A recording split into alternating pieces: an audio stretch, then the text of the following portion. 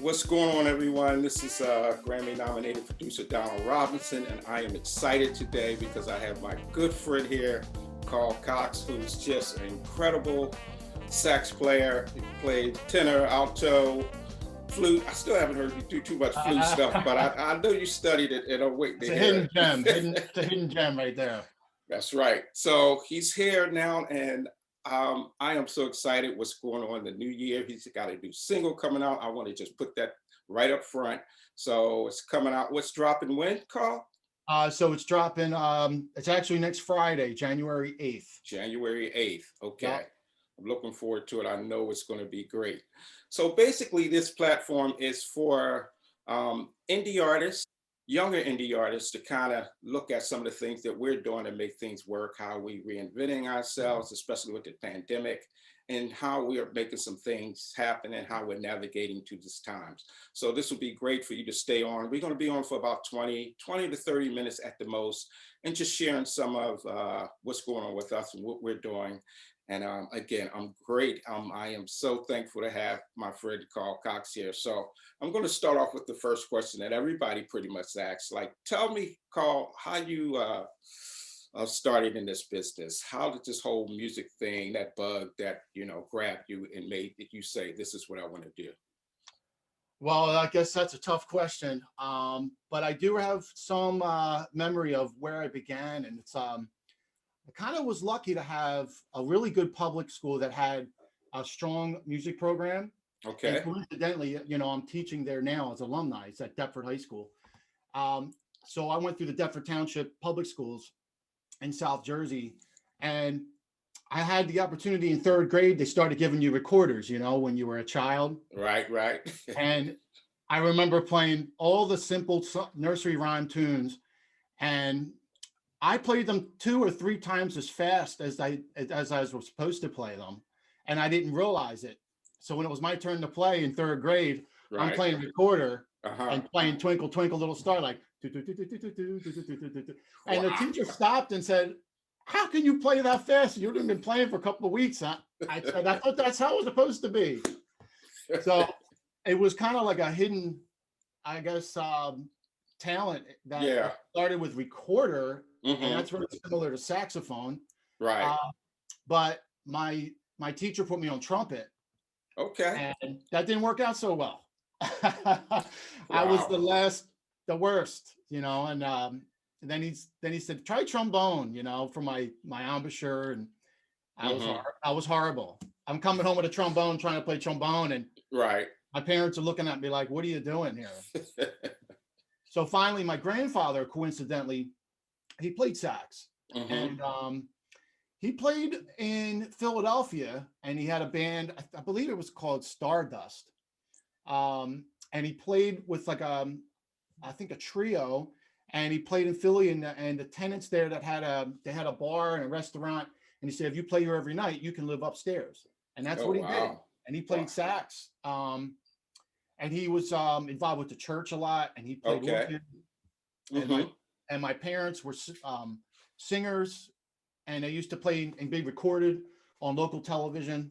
My dad plays great guitar. Oh Um, wow. I never knew that. So you come from a musical yeah, family pretty much. Okay. I did, and they didn't really push any music on me. Right.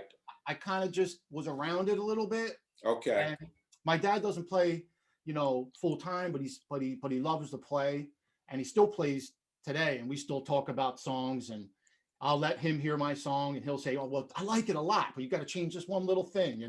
Wow. So it's kind of cool that we have that, and that relationship. But that's how I got started in the public Yeah. school, So and was then it was it more of I know for me, you know, once I got the bug, it's like, yeah, this is what I want to do. yeah. This is what I want to do the rest of my life. Did it anything ever happen to hit you that way? Like, yeah, this is it, or was it more of just you kind of working through it and you just kind of gradually got to that point where, Well, I uh, think I got into those region ensembles and mm-hmm, those all-star groups and stuff in high school, and right, I started doing that, and then I started getting serious and taking lessons in eighth grade, right, and I was taking lessons with this guy Bill Garton, uh, okay, who's world class teacher.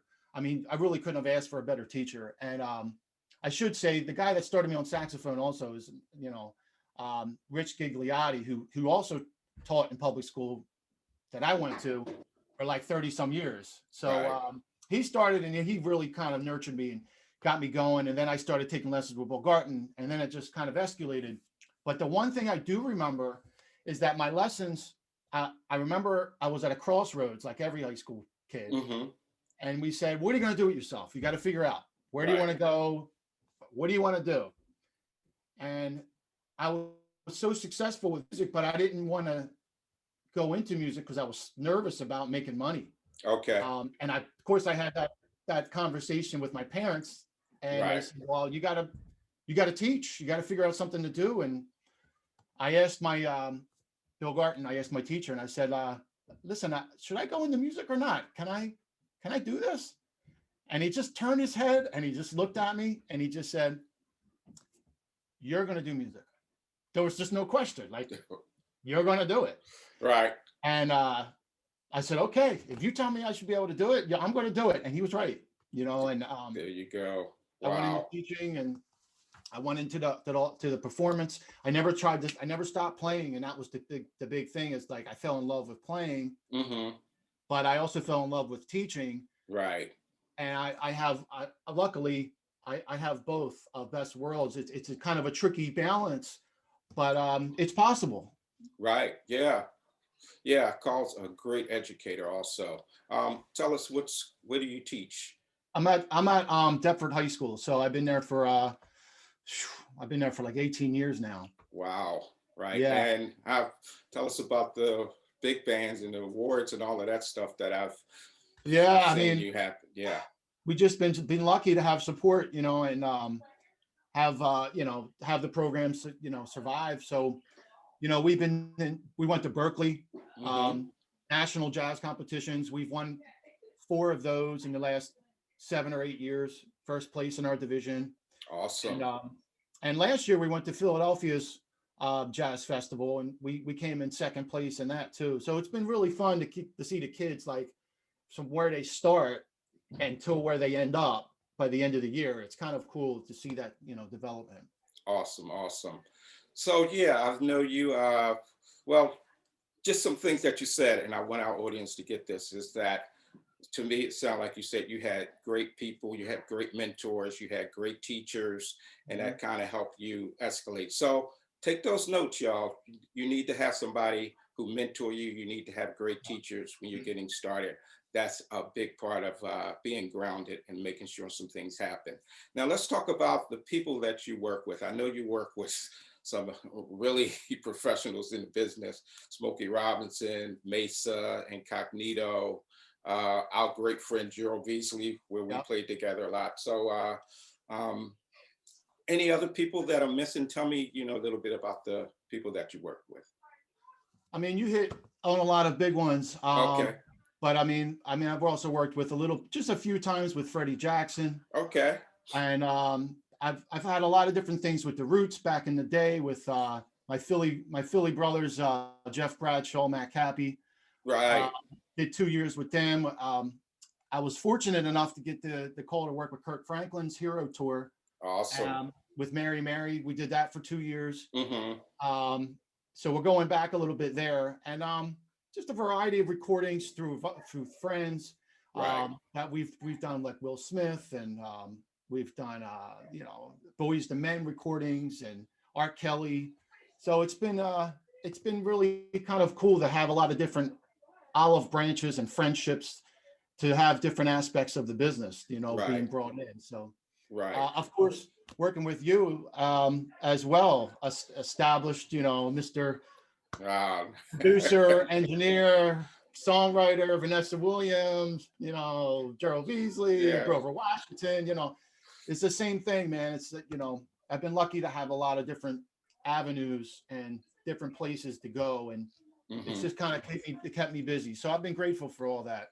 Yeah. Yeah. Yeah. Man. So yeah, one thing you said that stuck out to me is, yeah, the challenge of the teaching part and going out on the road and making that happen. the flexibility there. Has that been challenging to you to make that happen, or it's been working out pretty well? I think it's been working out pretty good. Hmm. Because a lot of the gigs, you know, if I have to fly out, I mean, I'll fly out on a Friday night and I'll request a late flight, and I'll leave Friday. And if I have to go to California, they're the tough ones, because Right, then I got to go fly out and I lose that time coming back, and I'm coming home at like midnight on Sunday to go to work on Monday. right, right. Um, those are tough. Yeah, Um, but I mean, I make it work, you know, yeah, when it happens, and try to stay active with yeah. that. So it's been cool to have like flexibility with the weekend gigs. It's not like I'm out on the road for like a, you know, a Right. month or 2 weeks at a time.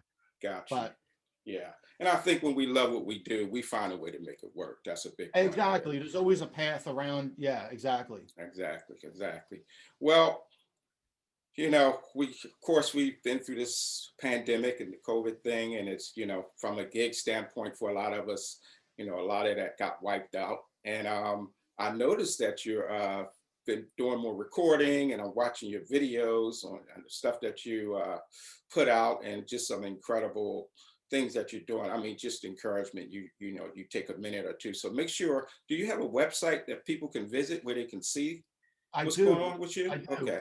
It's carlcoxsax dot Hmm. com, and you know, I have all the information on there with my you know, my music, my bio, and Right.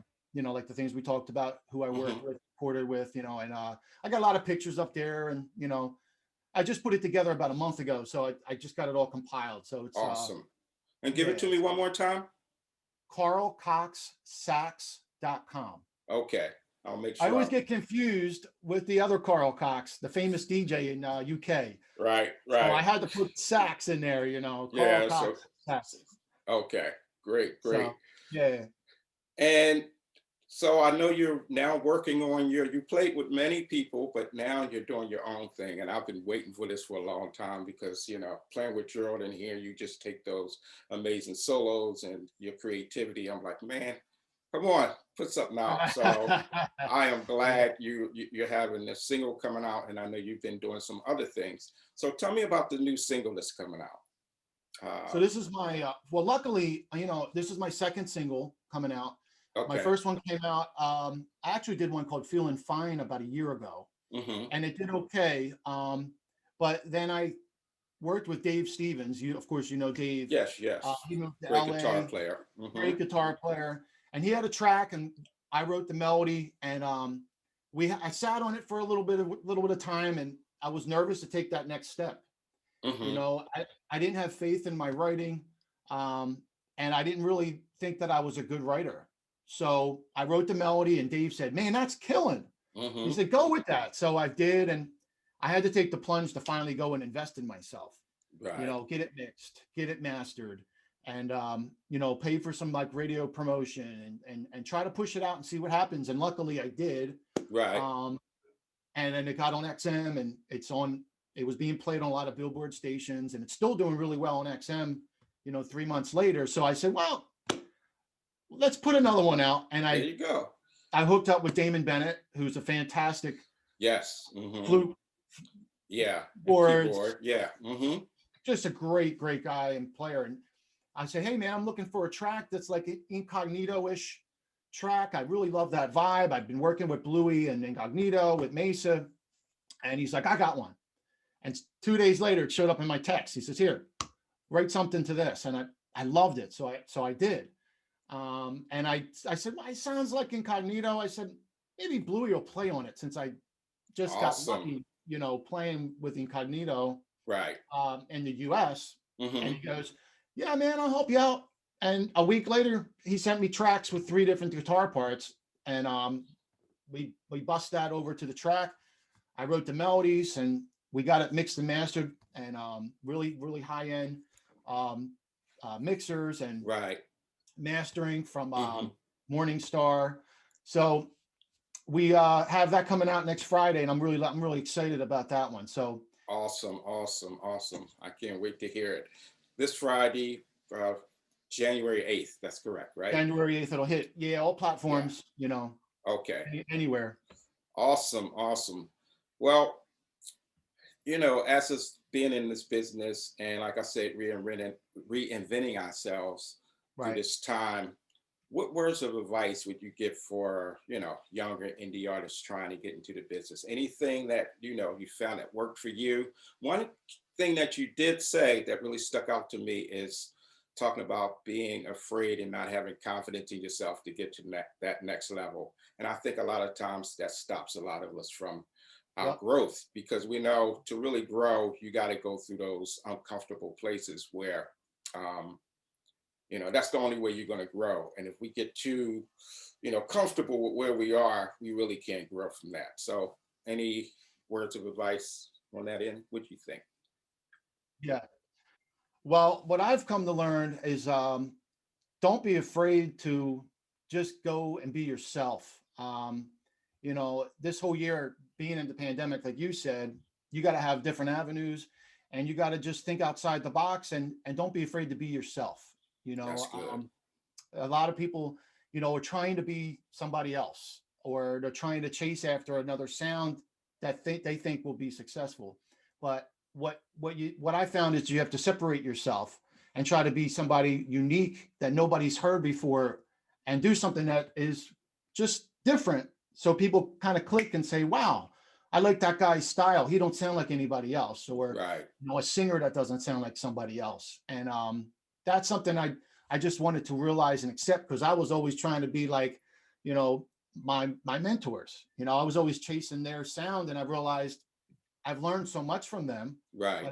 but it's important not to become them because Right. they've already established something. So it's now you have to take what you've learned from them and establish yourself. And I think that's what helps people distinct themselves and make their own path forward. So I've been kind of having more faith in my writing and my ability to write tunes and Hmm. be a little bit more creative with my solos and not just confine myself to a box, but really just step out on the ledge and invest in myself. And Awesome. I think that's the plunge that people need to take is don't be afraid to do it. It might not happen right off the bat. And I gave up a couple times already myself, but Hmm. I said, that's it. I'm going to do it. Yeah. Yeah. I'm starting to see a little bit of the product after of just having faith in myself. So Exactly, exactly. Yeah. So being unique, stepping out on yeah, faith and just kind of getting out there. And, sometimes as artists, independent artists, we're afraid to make mistakes. We're afraid of what people yeah, are going to say. We get a lot of different opinions from different people. This person right. liked it. This person said that. And we can be all over the place. I've seen it happen, even from a production standpoint when I'm working with a lot of new independent artists. They'll do the song and then they'll never put it out. And I'm I like, know. well, what's Yep. going on? I'm not sure if it's good enough. Yep. You keep hearing that one thing and then you stop and you never do it. And, I try to encourage them, listen, put it out there. You're never going to know. And I have some artists, actually, the song you played on with Mary Cross, Oh, right. who her single is coming out January the 8th also. Great song. But when she first called me and like, hey, I want you to do something with me. I'm doing these gigs, and there's a lot of people who are saying, where's your single? And she was just afraid to, take that step and go to that next level. But once she did it, man, she's got all of these fans from Canada now and Wow. from overseas in London. And, she just finally took the plunge. And I think, like you said, what that did was boost her confidence. And then she's constantly moving up and up. So that's key. Yeah, exactly. Great words of advice, man. It's a pleasure to have you here. I'm going to make sure I don't keep these videos too long because I Yeah, can I got just you. kind of talk on and on. There's so much I want to ask you, but we'll Uh-huh. save that for part two. Yeah, yeah. I appreciate you, man, and looking forward to 2021 and us working together. And you're my go-to guy when it comes to sax. And one of the things I notice about Carl also, and I mentioned, because a lot of time we just focus on the talent, but we also got to look at the mindset of people. And Carl Right. has always been a person when it comes to me calling and reaching out. His turnaround time is incredible. He gets right back to me. he's on top of it. So that's great words of advice too. So again, this video is for you indie artists or people in the business to just get some tips, to grab some nuggets from what we're doing and how we're making things happen. And I hope this helped you a lot. And again, thank you, Carl. And again, y'all, this is Grammy nominated producer Donald Robinson, just sharing some tip with you. And I hope you enjoyed this interview between Carl Cox and I. Have a great day. Thank you, man. Yeah, you got it. Have a good one.